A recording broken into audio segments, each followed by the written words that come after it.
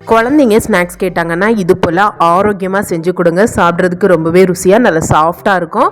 ரொம்ப ஈஸியான ரெசிபி தான். இதை நீங்கள் 2-3 நாள் வரைக்கும் வச்சும் சாப்பிடலாம். எப்படி செய்கிறதுன்னு பார்க்குறதுக்கு முன்னாடி இப்போ தான் நம்மளோட தக்ஷி கிச்சனை ஃபஸ்ட் டைம் பார்க்குறீங்கன்னா சப்ஸ்கிரைப் பண்ணிக்கோங்க.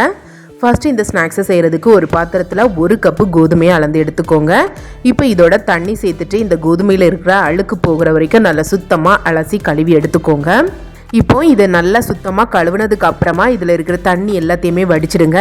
இப்போ ஒரு சுத்தமான வெள்ளை துணியில் இந்த கோதுமை எல்லாத்தையுமே பரத்தி சேர்த்துருங்க. ஃபேனுக்கு கீழே ஒரு 10லேருந்து 15 நிமிஷம் காய வச்சுருங்க. கையில் கோதுமையை எடுத்து பார்த்தீங்கன்னா கையில் ஒட்டாமல் வரணும். இப்போ இந்த கோதுமை எல்லாத்தையுமே ஒரு கடாய்க்கு மாற்றிடுங்க. இப்போ ஸ்டவ்வை ஆன் பண்ணிவிட்டு இதை அடுப்பில் வச்சுட்டு மிதமான தீயில் வச்சுட்டு இதை நல்லா வறுத்துடுங்க. கருகிடக்கூடாது. நல்லா பச்சை வாசனை எல்லாமே போயிட்டு இந்த கோதுமை எல்லாமே அழகாக பொரிஞ்சு வரணும். அது வரைக்கும் வறுத்துக்கோங்க. இப்போ பாருங்கள், ஒரு 2-3 நிமிஷம்லாம் ஆகியிருக்கும். கோதுமை இந்த மாதிரி பொடுன்னு பொரிஞ்சு வரணும். இந்த மாதிரி பக்கம் வர வரைக்கும் மிதமான தீயில் வச்சு வறுத்துக்கணும். தீயை அதிகமாக வச்சிடக்கூடாது. தீயை அதிகமாக வச்சிட்டிங்கன்னா கருகிடும். அதனால மிதமான தீயில் வச்சு நல்லா வறுத்துடுங்க. வறுபட்டதுக்கு அப்புறமா ஒரு தட்டுக்கு மாற்றிட்டு இதை நல்லா ஆற விட்டுடுங்க. இப்போ கோதுமை ஆறுறதுக்குள்ளே மறுபடியும் கடாயை லைட்டாக தொடச்சிட்டு அந்த கடாயில் 1/2 கப் அளவுக்கு தேங்காய் துருவல் சேர்த்துருங்க. தேங்காயையும் மிதமான தீயில் வச்சுட்டு அதில் இருக்கிற ஈரமெல்லாம் போயிட்டு லைட்டாக செவந்து வர வரைக்கும் வறுத்துக்கோங்க. தேங்காயை நல்லா வறுத்துக்கணும். அப்போ தான் இதை நம்ம 2-3 நாள் வரைக்கும் வச்சு சாப்பிட முடியும்.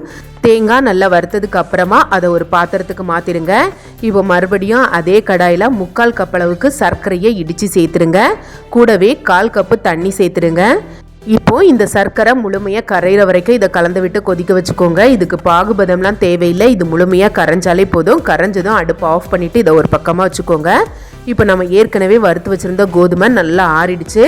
ஆறினதுக்கு அப்புறமா மொத்தத்தையும் ஒரு மிக்ஸி ஜாரில் சேர்த்துக்கோங்க. பெரிய மிக்ஸி ஜாராக பார்த்து எடுத்து சேர்த்துக்கோங்க. கூடவே வாசனைக்காக ஒரு 3 ஏலக்காயும் சேர்த்துட்டு இதை நல்லா அரைச்சி எடுத்துக்கோங்க. ரொம்ப நைஸாலாம் அரைப்படாது. முடிஞ்ச வரைக்கும் நைஸாக அரைச்சிக்கோங்க. தொட்டு பார்த்திங்கன்னா லைட்டாக கொரகொரப்பாக இருந்த மாதிரி தான் இருக்கும். நம்ம புட்டு மாவு இருக்கோம்ல, அந்த பக்குவத்துக்கு இருக்கும். அந்த பக்குவத்துக்கு இதை அரைச்சிட்டு ஏற்கனவே நம்ம வறுத்து வச்சுருந்தோம்ல தேங்காய், அதோட சேர்த்துருங்க. இப்போது ஒரு சின்ன தடுக்கா பேனில் 2 டேபிள் ஸ்பூன் நெய் சேர்த்துடுங்க.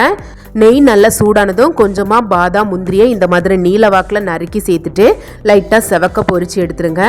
லைட்டாக செவந்ததும் இது எல்லாத்தையும் அப்படியே எடுத்துகிட்டு போயிட்டு ஏற்கனவே எடுத்து வச்சுருக்கோம்ல மாவு, அதோட சேர்த்துருங்க.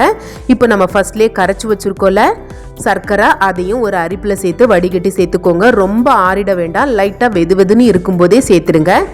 மொத்தத்தையும் ஒரே நேரத்தில் சேர்த்துக்க வேண்டாம். கொஞ்சமாக சேர்த்து நல்லா மிக்ஸ் பண்ணிக்கோங்க.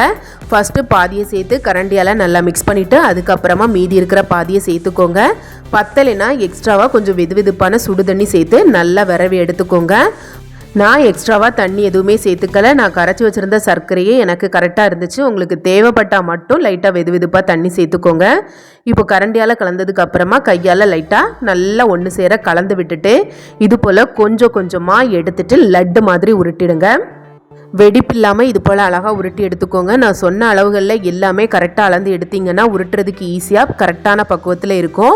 இப்போது ஒவ்வொரு லட்டையும் உருட்டினதுக்கு அப்புறமா ஒரு தட்டில் கொஞ்சமாக வெள்ளை எள்ளை வச்சுட்டு அதில் இந்த மாதிரி பெரட்டி எடுத்துக்கோங்க.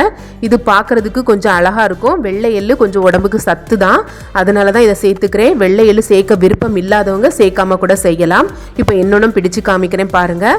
கொஞ்சமாக மாவு எடுத்து கைக்குள்ளே வச்சு நல்லா அழுத்தம் கொடுத்து பால் மாதிரி லட்டு ஷேப்புக்கு உருட்டிடுங்க. ரொம்ப பெருசாக உருட்டிக்க வேண்டாம். சின்ன லட்டு சைஸுக்கு உருட்டிட்டு கடைசியாக வெள்ளை எள்ளை இந்த மாதிரி பெரட்டி எடுத்துருங்க. அவ்வளோதான். ரொம்ப ஈஸியான ரெசிபி. கண்டிப்பாக செஞ்சு பாருங்கள். ரொம்பவே ஹெல்த்தியானது.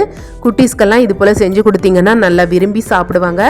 கண்டிப்பாக வீட்டில் செஞ்சு பார்த்துட்டு டேஸ்ட் எப்படி இருந்துச்சு அப்படிங்கிறத மறக்காமல் கமெண்டில் ஷேர் பண்ணுங்கள். இந்த ஸ்நாக்ஸ் ரெசிபி உங்கள் எல்லாத்துக்குமே பிடிச்சிருந்தா வீடியோக்கு லைக் பண்ணுங்கள், கமெண்ட் பண்ணுங்கள், உங்களோட ஃப்ரெண்ட்ஸ் அண்ட் ஃபேமிலி கூடயும் ஷேர் பண்ணுங்கள். மறக்காமல் வீடியோவை ஹைப் பண்ணிவிட்டு நம்மளோட தக்ஷி கிச்சனையும் சப்ஸ்கிரைப் பண்ணி சப்போர்ட் பண்ணுங்கள்.